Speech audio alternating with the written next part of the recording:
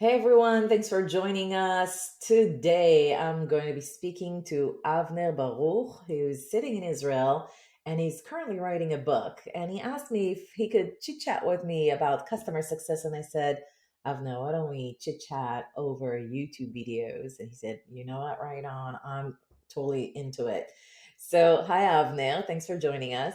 Hey, Irit, and hey, everyone. First of all, thank you very much for setting this up. I really look forward to be speaking with you today about one of the most important topics, which is the evolution of customer success, the contribution of the role or roles, which hopefully we'll elaborate on today. And hopefully we'll get to the point where we can discuss about the importance of customer success and account managers in a specific space where the entire selling motion is supposed to be more of a self-service. From my own personal view perspective, I'm very curious to learn as much as I can about how customer success can contribute to the selling motion, to the sales cycle, where the entire process is supposed to be self-service.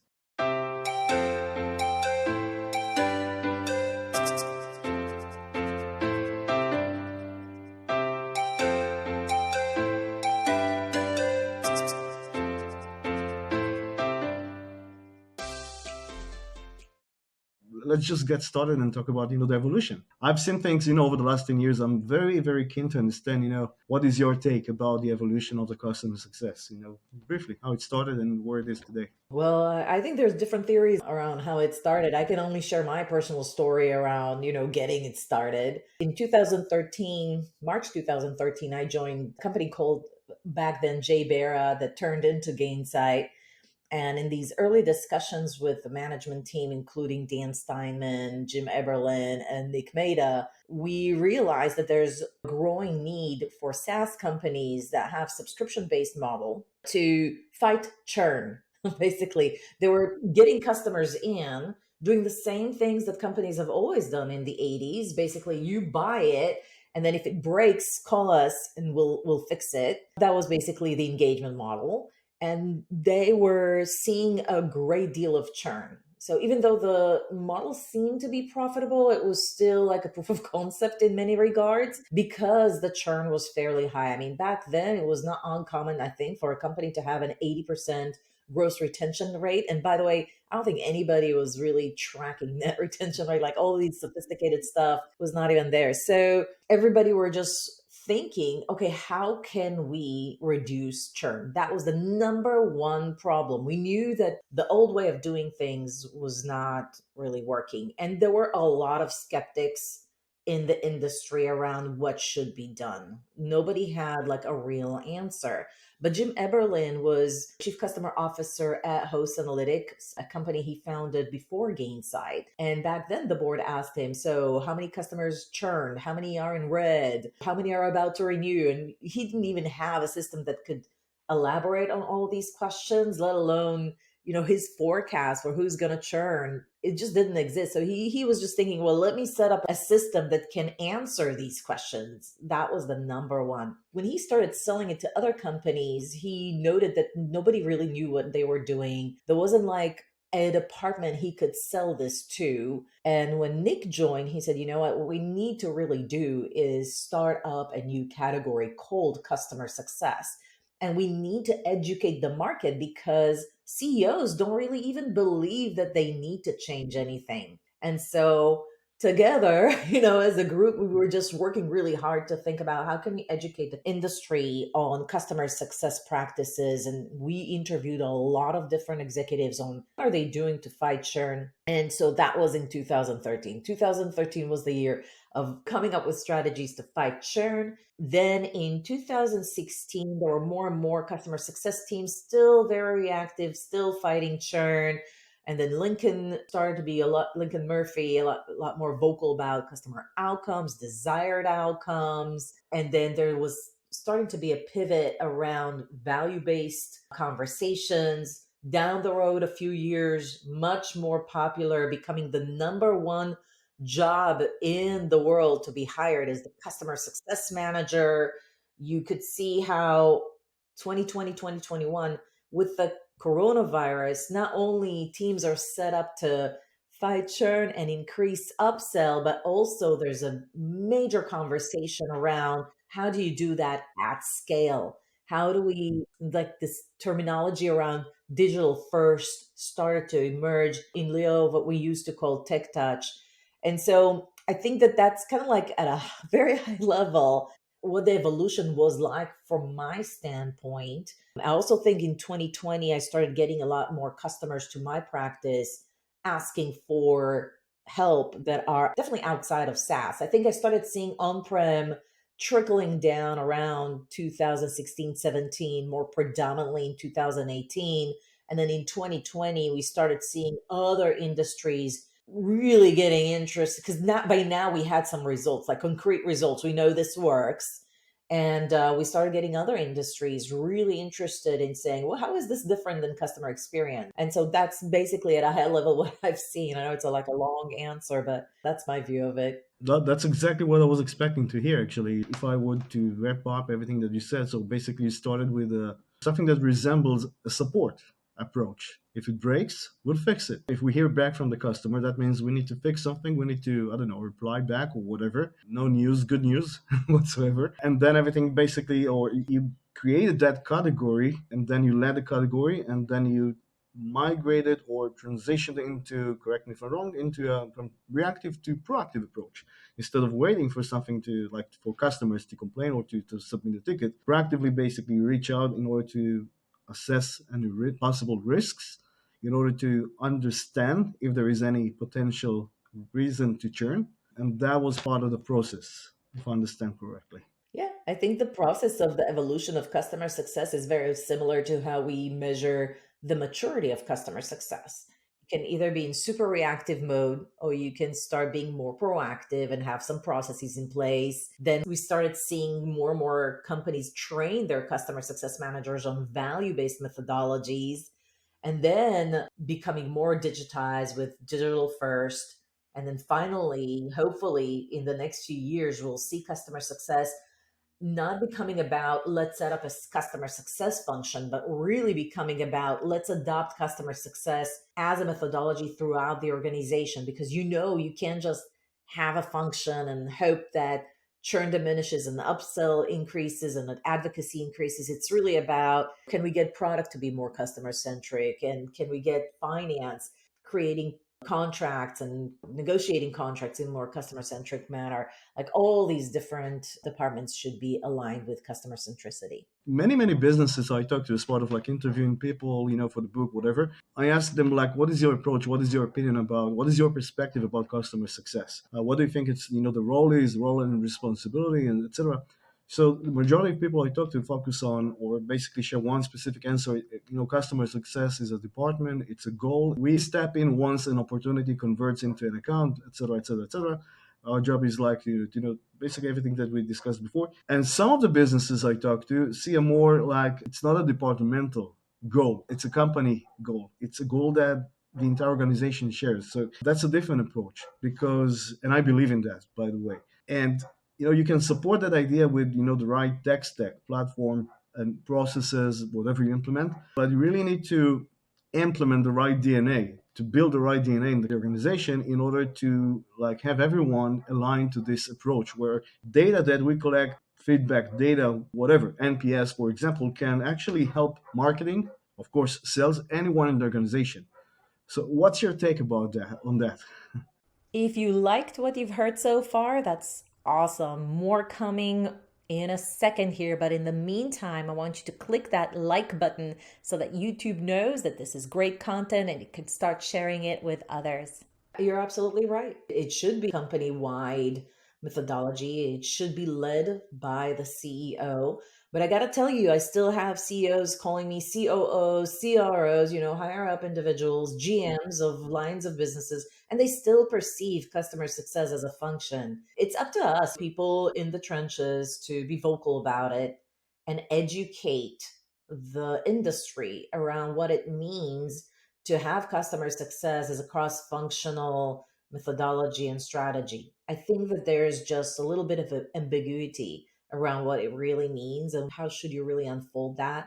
I have a book by Sassy from ServiceNow. He actually wrote a book about the customer success as a cross functional methodology, and he wrote it for the CEO. And I think that's the right step in the right direction. We need to educate CEOs on how to do this. I think once they're educated and there's data behind it, they will do it. I totally agree. And again, that's a great segue because it's all about the data, how you collect the data, where you collect the data, and how you share the data. It's very, very much similar to a BI, business intelligence platform, where you collect data from one department, but basically you provide access or you visualize the data in a way that other departments can actually understand. So maybe you need to render to change the language or to visualize the data in a different way that product might get their own take about that specific data. Altogether, I think that, by the way, I recently met with Plan Hat's CEO. We had a very long discussion about this approach, company-wide perspective. So I totally agree. Before we continue, don't forget, subscribe to our YouTube channel and smash that notification button so that you don't miss out on any new videos. Another question I wanted to ask you is, you've been around for a very long time and you've interviewed so many people. What do you think are the key factors that enable a CSM or account manager to succeed or to fail? What are the most important key factors that might actually trigger success or failure? I'll rephrase my question. Maybe I'll start with an example. So you have this business was doing very well. You've got like great product. They're leading their category, their space, their market, whatever, with a great product, etc. But for some reason, when it comes to customer success, they're not doing very well. And could be many reasons. One, lack of understanding of the technology, lack of skills. Other reasons might be related to the work environment. When you say that the customer success wasn't doing well, what were the symptoms? So I'm talking from an outcome point of view. The churn rate is extremely high. But that's the point. How can you blame it all on the customer success function? If the tool was that great, you have to first of all analyze the macro conditions. This awesome tool, was it stable? Was it mature?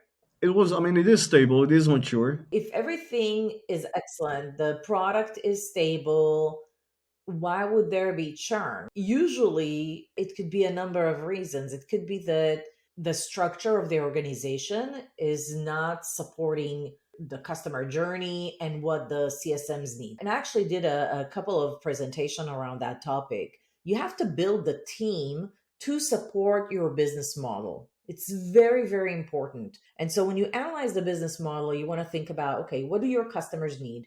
Are they high touch type of industry like education? Everybody knows K-12 are going to be high touch no matter what is your ARR. Or are they engineering like manufacturers? You're going to work with like very techie people. Then you can't just put a school teacher and hire like a flight attendant to be the CSM. You have to hire another engineer to be the CSM. So you have to look at like, what are the conditions? And then did I design the right CSM function? So sometimes the design is incorrect because somebody read a blog and then they decided to do one thing because everybody says whatever, and it just doesn't work. I always go back to the fundamentals. Who's the customers that we're working with? What should the segmentation look like? What is the CSM to customer ratio that's needed given the customers that we're working with? What is the engagement model? Meaning, what's the customer CSM lifecycle journey with the customer? How are they working with the other teams? What's the R&R, as we call the roles and responsibility? What's the RACI chart like? And then do we have a system so we can hold people accountable? Do we have the right KPIs for the team? Are there comp plans aligned with those goals? Did we make clear goals and did we attach the team performance KPIs to those goals? I think when you do all of that, and then do we define processes and templates to empower the team to be able to execute on their jobs? So when you do all these fundamentals right, the chances for the team not to be successful, given that the product is relatively stable and mature, it diminishes greatly. I totally agree. I think that there are many parameters that need to be considered as part of the equation that defines success or failures. The greatest challenge I see today, mainly for SaaS businesses, is where you set the expectations upfront with a customer that you're going to deliver a self-service product, meaning the customers starts to build expectations on his end. Once I purchase the whatever it is, I'll get onboarded, and they expect minimum touch points with the customer unless it's important, unless it's urgent whatsoever. And when they actually realize there's too many touch points with a customer or customer success, sorry, and they're not getting the value from those touch points, this is where both sides starts to basically feel the stress and the frustration. Usually this leads to churn. And I've seen it many, many times so far. You hope to deliver self-service product, but at the end, the customer develops some kinds of dependencies with the customer success. At the end, the customer success finds himself with lack of capacity to manage all those queries coming from the frustrated customers whatsoever. So what is your take on this? You're talking about the situation where the customer success manager almost becomes part of the customer's team and does the administrative work for them. Yep, exactly. It goes back to support. That's not uncommon for startups. And I've seen this typically happens when either the product itself is super, super sophisticated and the customers we sell to just don't have the bandwidth to learn and like adjust, or we sell to an industry that has no idea how to do this process. So, for example, we sell to real estate agents and this is a marketing tool and they have no idea how to do marketing and they don't have a team to do it. There's some instances when this kind of lends itself. I think the number one mistakes that companies do is they don't charge for that service. They could sort of like sell the tool. They know their customers don't know either how to do the process, or they don't have the time to learn, and they don't sell the service. Like if a real estate agent or like your customer signs up for the tool, it's because they want the outcome and they understand that the tool is not going to like generate campaigns on its own. And sometimes they would be willing to pay a little extra to do it. Or you can set up like an academy where you teach all this stuff and whatever. Or you can partner with different consultants to, like QuickBook does it. There's a button where you can click and find an accountant to do your bookkeeping. Brilliant, right? Don't we all do it? Just recognize the fact that this is happening and come up with mitigation strategies that would still make you profitable. Why are you dumping it on customer success and don't charge for it either? It's beyond me. I totally agree. And by the way, I've experienced this process, this journey myself, I think twice, maybe even three times. So you start with like one role, customer success, and then these guys are supposed to get in touch with the customer, kick off the onboarding process, get their hands dirty with the hands-on, journey, the onboarding process, the system onboarding, and then, make sure that the product engagement or adoption is healthy enough to take it to the next step, and then talk about let's talk about expansion. And then you've got one person, one function that needs to deal with these three different areas. And successful companies have realized that it doesn't work. You need to split those responsibilities and have dedicated people responsible for the onboarding, for the health of the account or adoption. And then you've got another team, account managers, who are responsible for the expansion. Talk about what you need in order to grow your account, to grow your business, etc. And you're totally right. In order to make it work, you really need to set the expectations up front with the customer and have the right resources on your side in order to help the customer to get what they need when they need it, in order to reduce the friction with your customer success. So they only reach out when they have a query, like a value-based question. We're very happy with your product. We'll get it or whatever it is. We're looking to expand the deployment, the usage of the tool, and we basically need an advice. What other department can actually benefit from the tool or whatever. So that's the formula that I've seen that works. I think you're right. Creating specialized roles definitely helps. I also think that considerations around customer success packages and monetization of some of these managed services can be a blessing, especially if you have at least one cohort of your customers be these larger enterprise companies. I do believe that they do have the budget to pay for these services. And I think that that's greatly a miss. We either don't charge enough or we don't charge at all because we're a startup. I think that's a big mistake. I was very fortunate to work in a business where they started to think about monetizing the services. And in the beginning, they came up with a few like buckets or categories or package services or a few packages. Each package had like a specific hours of professional services or whatever. In order to make it work, in order to avoid leaving money on the table, but at the same time avoid over delivering, where you basically deliver more hours than you need to, whatever. So they really applied a BI approach where they actually looked at the successful accounts that were able to onboard. They started from the end to the beginning. They analyzed every successful project they completed, they onboarded, and I investigated how many resources did we invest in order to make it work, what were the friction points, etc., what areas we need to improve, etc. And then they reverse engineered the entire process and refined those packages to the point where they could tell immediately from day one, even before the opportunity converted into account, they could tell exactly once we need to kick off the onboarding, we know exactly how many hours, we'll know exactly what are the frictions, what are the possible risks, and that improved the onboarding process. And of course, renewal. It's a win-win situation. I wish more companies did that. I think that's a great step in the right direction. I'm seeing a trend where the customer success function is split into two functions: CSMs and account managers. And in most cases, you've got the CSMs reporting to VP customer success or even chief customer officer. And then you have the account managers, which become part of sales. They report to VP sales or CLO. Leaders I've been talking to, some are in favor and some actually don't really support the idea. There is no one answer. I think it depends on the maturity of the business, on the go-to-market, on the strategy, on many, many parameters. And I wanted to ask you again, what is your take on this? What is your view? Do you see this as like a trend that gains popularity, or it relates to one specific industry? So the larger the company, the more complex the business model, the more permutations of special roles that you're going to see. So essentially, when you see an account manager coexisting with a customer success manager, there's a reason for it. It's another like way to create specialized roles. I think Boaz Albel actually said that, what he's been seeing is that when the sales cycle is fairly long and consultative, the more likely you're going to split between the person owning the financial transactions versus the person owning, let me make sure you get maximum value out of your investments.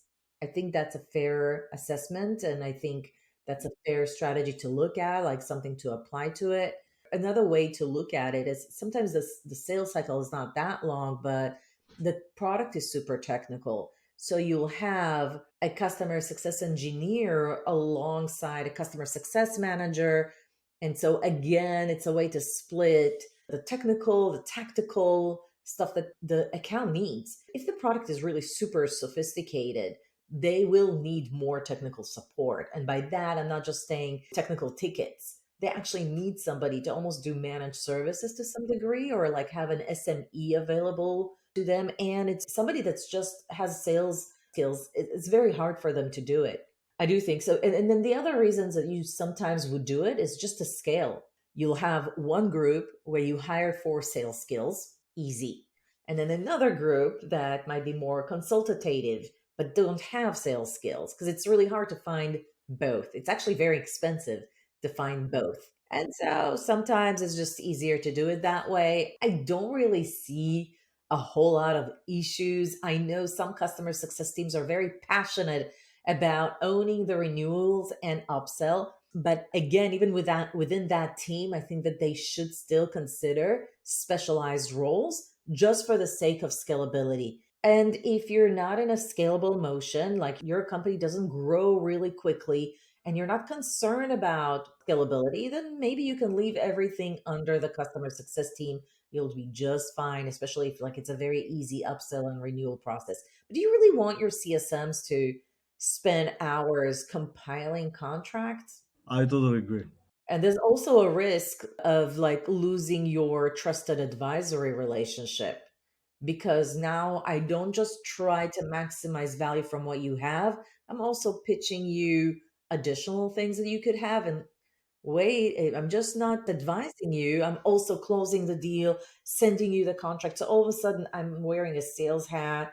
I mean, it's possible if done right. Like that's what we call value selling. But I think that's, I don't know. I don't think it's super scalable, honestly. I totally agree. And again, fortunately, I experienced the same journey in one of my previous roles. I've seen the transition again, where CSM, where they split into two teams because of that specific reason. some people have the skills, the selling skills, some don't. So it's better to basically focus on what you're doing very good. And I think it's very hard to find people that are very passionate about supporting customers and having conversations with customers. And then you've got the selling people who are not very support oriented. I think it works this way, and I totally agree. We're on the same page here. All right, guys, if you enjoyed this video, give it a like. If you want to see more interviews from Avner, don't forget to subscribe to our YouTube channel. It helps the channel a lot, and share it with others if you enjoyed this interview. I'll see you at the next video.